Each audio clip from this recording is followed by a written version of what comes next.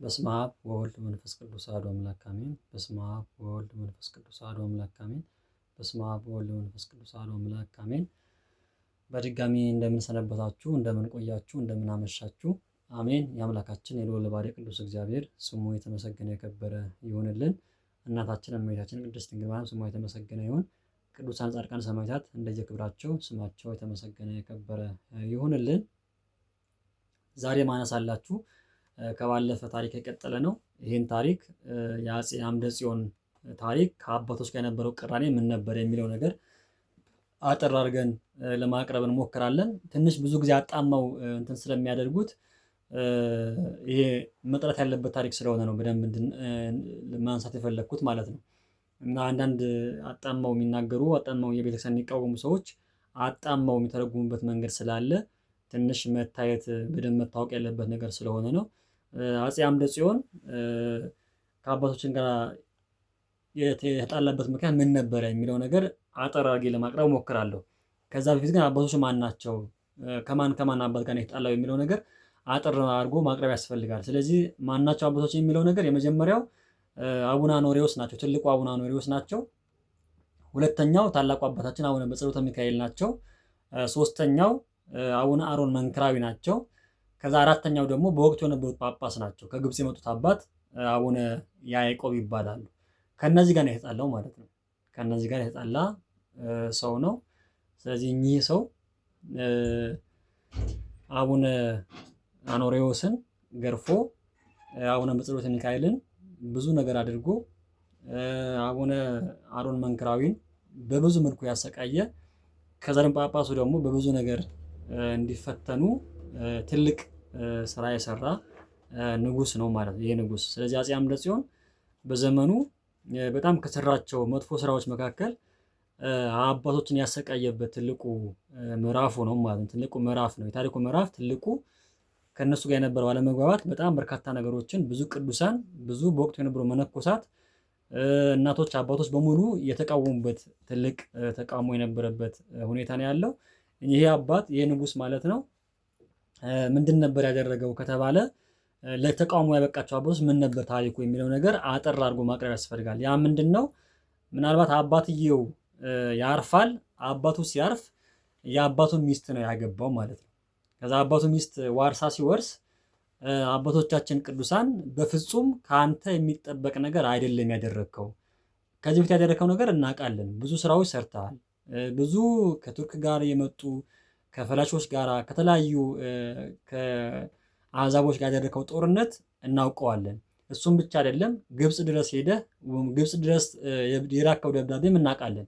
በግብፅ ሀገር ያሉ ክርስቲያኖችም እንዳይጎሳቆሉና በነበረው በእስልምናው የመጨፍለቅ ሁኔታ እንዳይደርስባቸው ያደረከው ተጋድሎ ይታወቃል። ግን አሁን የምትሰራው ስራ ግን ትክክል አይደለም። ምክንያቱም ዋርሳ መውረስ በወንጌልም ስለማይቻል። ምክንያቱም ወንጌላችን ምንድን ነው የሚለው? ዋርሳ ወርሳችሁ ድንበር አፍርሳችሁ ምን አለብን ብላችሁ ወደ እኔ ብትቀርቡ ዋጋችሁን ታገኛላችሁ ስለሚል ወንጌሉ ይሄ ወንጌል ቃል ማፍረስ ስለሆነ በፍጹም ይሄ ያደረከው ነገር ትክክል ነገር አይደለም ብለው ተቃውመውታል። በዚህ ምክንያት እንዴት ይቃወሙኛል ብሎ አባቶቻችን በተለይ አቡነ አኖሬዎስን በአደባባይ እንዲገረፉ አድርጓል ማለት ነው። በአደባባይ ተገርፈዋል።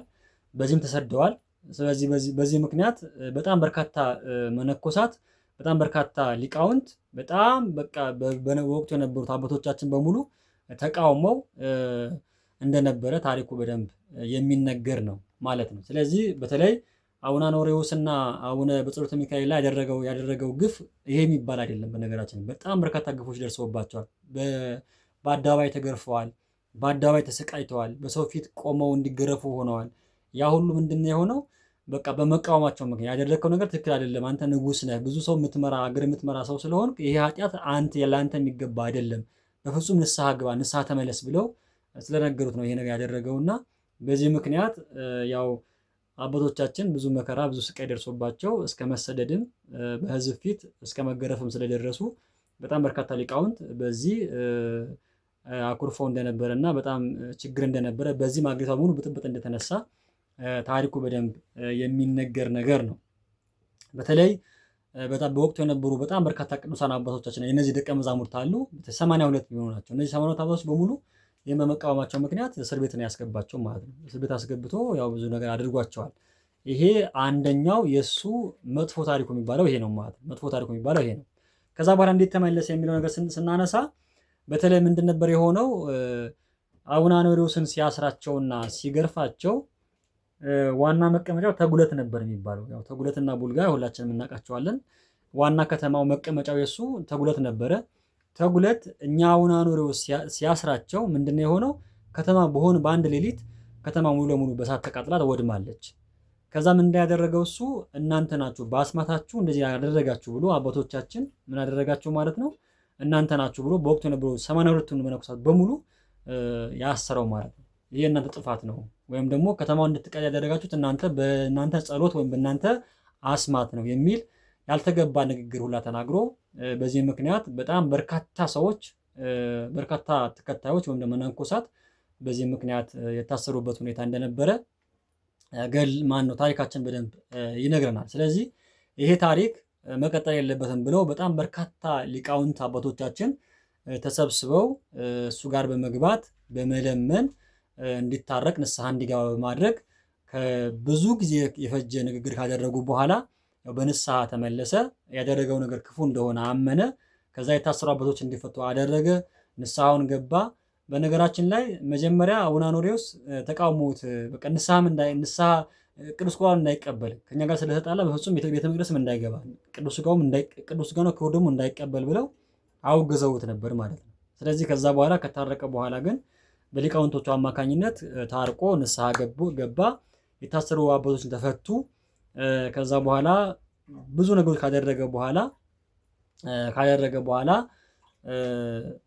አባቶች ይቅርታ አድርገውለት ቀጥታ ወደ ንግስናው አገሪቱ ወደ ማረጋጋት በዛ ምክንያት የጠፋው ነገር እንዲመለስ ትልቅ ስራ እንደሰራ ዜና መዋሉ በደንብ አድርጎ ይነግራል ማለት ነው። ከዛ ባሻገር ትልቁ የሚነሳለት ነገር ምንድነው?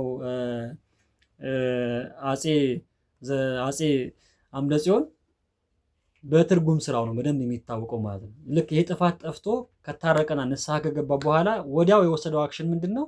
መጽሐፍትን እንዲተረጎሙ ትርጓሚ ቤት ማቋቋም ነው ስራ የነበረው። ስለዚህ እሱም በኋላ ነግራችኋለሁ በደንብ አድርጎ ምን ስራ እንደሰራ ማለት ነው። ምን ስራ እንደሰራ በደንብ የሚገርም ስራ ሰርቷል። እና በተለይ ትርጓሜ ትምህርት ቤት በማቋቋም መጽሐፍት እንዲተረጎሙ በማድረግ እንዲጠፉ በማድረግ ያልተጻፉት እንዲጻፉ ያልተተረጎሙ ደግሞ እንዲተረጎሙ በማድረግ ትልቅ ስራ የሰራ ታላቅ ንጉስ ነው። ስለዚህ መሀል ላይ የነበረው ነገር ጠፍቶ በንስሐ ከተመለሰ በኋላ መጽሐፍትን በመተርጎም ትልቅ ስራ እንዳበረከተ በደንብ ይታወቃል ማለት ነው። ስለዚህ ይሄ ንጉስ ቅራኔው ምን ነበረ፣ እንዴት ተፈታ የሚለው ነገር በዚህ መሰረት የሚታይ እንደሆነ በደንብ እንድናውቀው ያስፈልጋል። ይህን ተጋድሎ ከፈጸሙ ከአባቶቻችን ከአቡነ በጸሎተ ሚካኤል፣ ከአባታችን ከአቡነ አኖሬዎስ፣ ከአባታችን ከአቡነ አሮን መንክራዊ እንዲሁም በወቅቱ ከነበሩት ከአባታችን ከግብፁ ጳጳስ ከአቡነ ዮሴፍ ረድኤት በረከት እንዲያሳትፈን የአምላካችን ቅዱስ ፈቃድ ይሁንልን። ቀጣይ ደግሞ የአፄ አምደ ጽዮን ስራዎቹ ምንድን ናቸው፣ ምን ስራ ሰራ የሚለው ነገር ከታሪኩ ባሻገር አሁን ባለፈው ካነሳናቸው ታሪኮች ባሻገር የሰራቸው ስራዎች ከትርጉም ጋር ስራዎች ምን መጽሐፍት ተተረጎሙ በሱ ዘመን የሚለው ነገር ቀጣይ የምናየው ነገር ስለሆነ ቀጣይ በደንብ አድርገን ለማብራራት እንሞክራለን። አነሳስቶ ላስጀምር አስጀምሮ ላስፈጽም ለአምላካችን ለልዑል ባሕርይ ቅዱስ እግዚአብሔር ስሙ የተመሰገነ የከበረ ይሁንልን። ታሪክ ማንበብ ታሪክ ማወቅ ብቻ ሳይሆን ታሪክም የምንሰራ ትውልዶች እንዲያደርገን የአምላካችን ቅዱስ ፈቃድ ይሁንልን። ይቆየን።